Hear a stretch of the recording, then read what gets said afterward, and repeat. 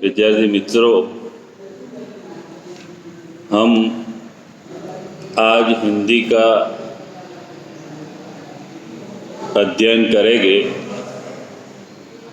कक्षा 9 में हिंदी में आपको 24 पाठ का अध्ययन करना है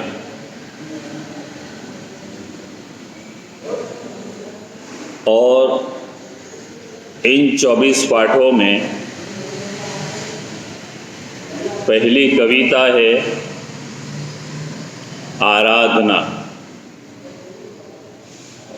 आराधना कविता के कवि का नाम है वसंत बापट। मुख्य रूप से यह कविता जो है वह कविता मराठी में लिखी गई थी और इस कविता का विविध भाषाओं में अनुवाद हुआ है। यहाँ पर भी हिंदी भाषा में मराठी भाषा से अनुवाद किया गया है।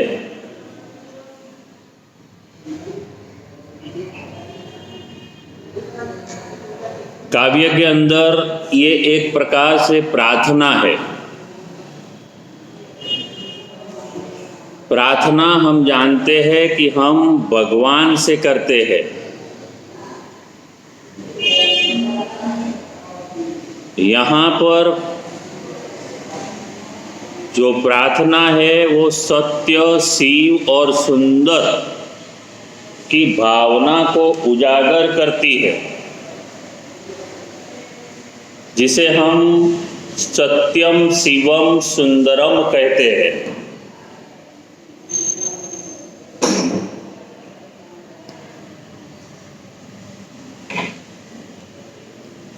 कहने का तात्पर्य यह है कि यहाँ पर भगवान से बड़ी आजीजी, बड़ी मिन्नत के साथ में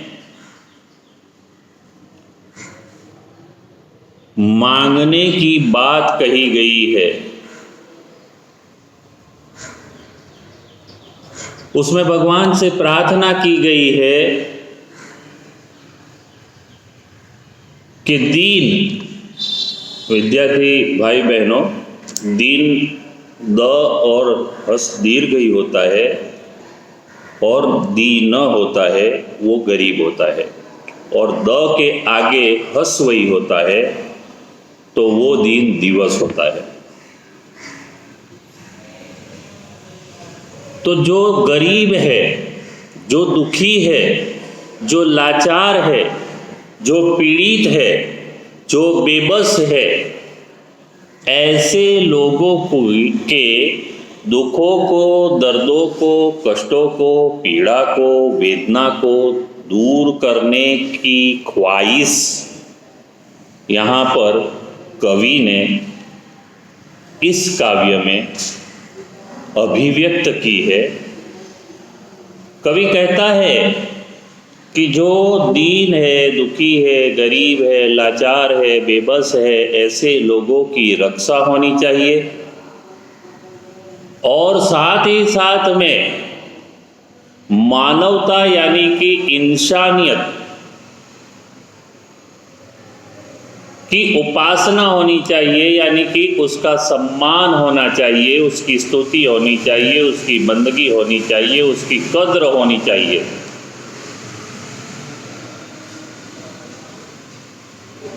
आपस में जो हिंदू, मुसलमान, सिख, ईसाई, काला, गोरा, पीला, टेढ़ा, मेढ़ा के जो भेदभाव है, उन भेदभावों को हमें खत्म करना है। जो दुश्मनी का भाव है, एक दूसरे के दुश्मन बने बैठे होते हैं आजकल लोग, तो उस दुश्मनी के भाव को खत्म करके, उससे मुक्ति प्राप्त करके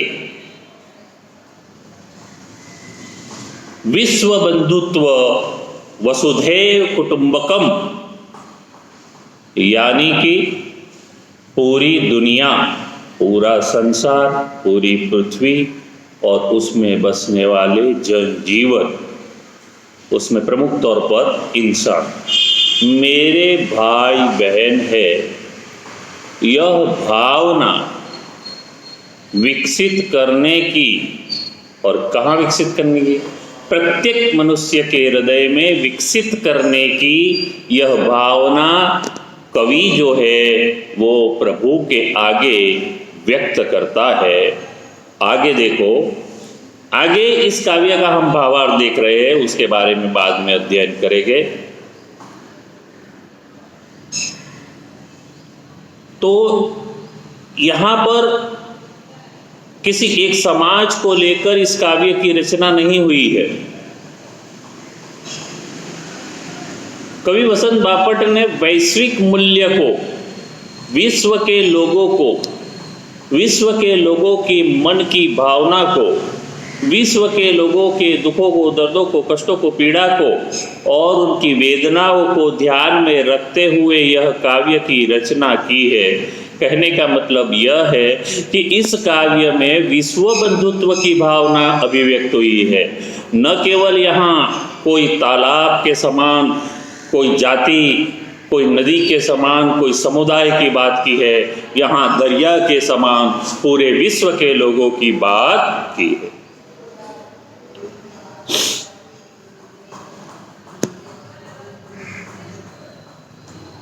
काव्य के अंदर प्रथम पंक्ति में कवि वसंत बापट कहता है कि देह मंदिर चित मंदिर एक ही है प्रार्थना,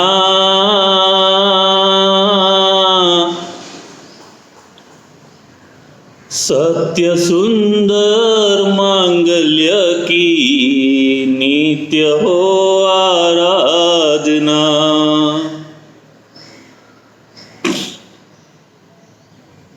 काव्य अगर आप इसको कंठस्थ करना होता है तो अगर आपको गाना आता है या उसका लय आता है, ताल आता है, राग आता है, तो आप अच्छी तरीके से उसे कंठस्थ कर सकते हैं। काव्य का जो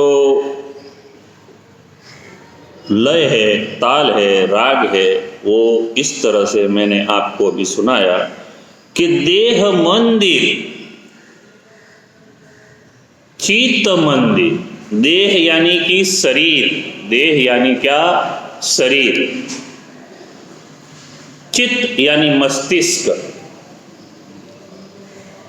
देह रूपी मंदिर की यानी मेरे शरीर की, ये शरीर हमारे लिए एक बंदगी का घर है, उसमें ईश्वर के द्वारा दी हुई आत्मा बसती है। मस्तिष्क में हम अच्छे विचार भी ला सकते हैं और बुरे विचार भी ला सकते हैं।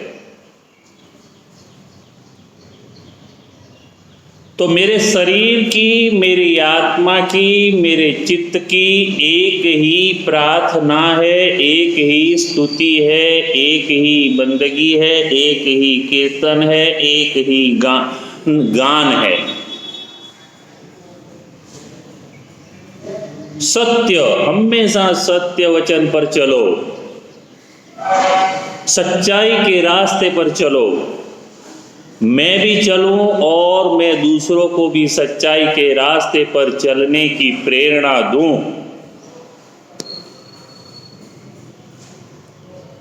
सुंदर, अच्छाई,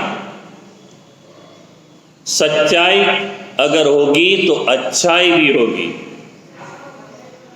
अच्छाई में होता है क्या? तो अच्छाई में होता है कि अगर हम किसी दुखी को, पीड़ित को, लाचार को, दर्दमंद को देखते हैं और हमारे हृदय में उसके लिए क्या होता है? दया, माया, करुणा की भावना जागृत होती है, तो उसे अच्छाई कही जाती है।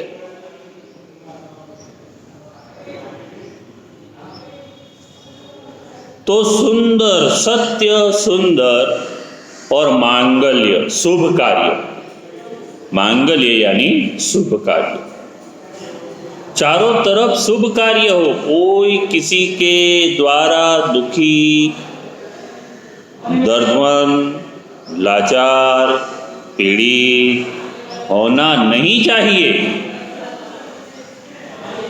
सच्चाई हो, अच्छाई हो और शुभ कार्य हो, अच्छे काम करने चाहिए। हमें दुखी, लाचार, पीड़ित जो व्यक्ति है उसके दुखों को, उसके दर्दों को, उसके कष्टों को, उसकी पीड़ा को दूर करने का प्रयत्न करना है। हमें किसी के शुभ कार्य में अपना हाथ बटाना है, न कि हमें किसी को दुख देना है, न किसी को दर्द देना है, न किसी को कष्ट देना है, न किसी के आंसुओं का कारण बनना है। हमें किसी के आंसुओं को पूछना है, उनके आंसुओं को दूर करना है, उसके मुरझाए हुए चेहरे की मुस्कान बनकर उभर कर हमें आना है। हमें उसके आंसुओं का कारण नहीं बनना, हमें उसके चेहरे की मुस्कान का कारण बनना है। दूसरी आगे के चरण में देखिए, दुखियारों का दुख जाए है यही मन कामना, वेदना को परख पाने जगाए संवेदना, दुर्बलों के रक्षणार्थ पौरुष की साधना, देह मंदिर चित मंदिर एक ही है प्रार्थना। दुखियारों का दुख जाए, मेरे हृदय से अगर भगवान की चौखट पर, ईश्वर के दरबार में अगर कोई दुआ निकलती है तो सबसे पहली दुआ ये है कि संसार में, दुनिया में, विश्व में जितने भी दुखी, दर्दमंद, पीड़ित, लाचार लोग हैं, उन सारे दुखी, दर्दमंद, पीड़ित, लाचारों के दुख, दर्द, पीड़ा, लाचारी सब के सब खत्म हो जाए। और यही एकमात्र मेरे मन की कामना है, मेरे मन की इच्छा है, मेरे मन की जिजीवासा है, मेरे मन की आकांक्षा है। मैं ऐसा नहीं चाहता कि मेरी दुआ में किसी को तकलीफ पहुंचे। मैं तो ये चाहता हूं कि जो तकलीफ में है वो सारे के सारे तकलीफ से बाहर आ जाए। ईश्वर उनके गुनाहों को माफ़ कर दे, ईश्वर उनके दर्दों को, दुखों को, कष्टों को, पीड़ा को, वेदना को दूर कर दे, उनके जीवन में खुशियाँ, अमन, चैन की बहार ला दे। ऐसी मेरी प्रार्थना होगी। आगे देखो, आगे की पंक्ति में कहता है कि वेदना को परख पाने जगाए संवेदना। अब उसमें क्या होता है भाई कि हम अगर किसी के दुख को, किसी के दर्द को, किसी की पीड़ा को देखते हैं, लेकिन हमारे हृदय में उसके लिए कोई करुणा, कोई माया, कोई दया, कोई ममता का भाव उत्पन्न नहीं होता, तो उस समय हम अच्छे, नेक, सच्चे मनुष्य कहलाने के योग्य नहीं है। किसी दुखी, लाचार, पीड़ित व्यक्ति को देखकर हमारे हृदय में दया, माया, ममता, करुणा, प्रेम की भावना जागना अति आवश्यक है। अंततः यहाँ पर कवि ने कहा है कि दूसरे की जब वेदना को देखूं तो उसकी वेदना को, उसके दुख को, उसके दर्द को, उसकी पीड़ा को, उसकी लाचारी को मैं समझ सकूं, ऐसा ये हृदय का भाव, संवेदनाएं, ऐसे विचार तू मुझे देना। ऐसा कवि वसंत बापट ईश्वर के समक्ष खड़ा होकर प्रार्थना करता है, अपनी इच्छा को जाहिर करता है। अगर हमारे पास में बहुत सारा रुपया है, धन है, जमीन है, जायदाद है, माल है, असबाब है, लेकिन अगर हम किसी के काम नहीं आते, हम किसी की मदद नहीं करते, हम किसी के आंसुओं को लूछने का काम नहीं कर सकते, अगर हम किसी के दर्द दुख पीड़ा को दूर कर नहीं सकते, तो फिर वो हमारा रुपया पैसा माल असबाब कुछ काम नहीं आने वाला। देखो, जिंदगी में इस दुनिया में तो आपको माल रुपया पैसा असबाब काम आएगा, लेकिन आखिरत में वही रुपया माल असबाब जो है वो आपके लिए जहन्नम का कारण बन सकता है। कहने का तात्पर्य क्या है कि जब हम मरेंगे, इस दुनिया से आगे की ओर सफ़र करेंगे, तो हमारे पास में ये माल रुपया धन दौलत जमीन जायदाद साथ में आने वाला नहीं है। हमारे माध्यम से यहाँ पर किए गए अच्छे कार्य यानी कि अच्छे आमाल ही हमारे साथ में आने वाले हैं। कहने का तात्पर्य क्या है कि अच्छे काम जितने हो सके कर लो, जितने भी अच्छे काम आपसे हो सकते हैं कर लो।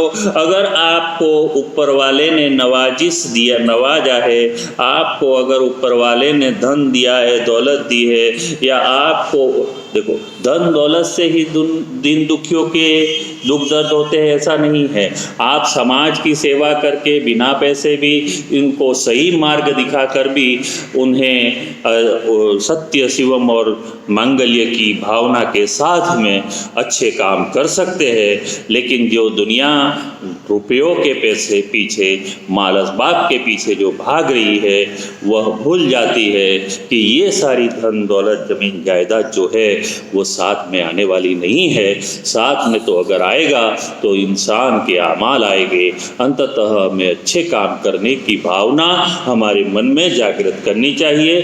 और आखिरी पंक्ति, चरण के आखिरी पंक्ति में, काव्य की आखिरी पंक्ति नहीं है, दुर्बलों के रक्षणार्थ पौरोस की साधना।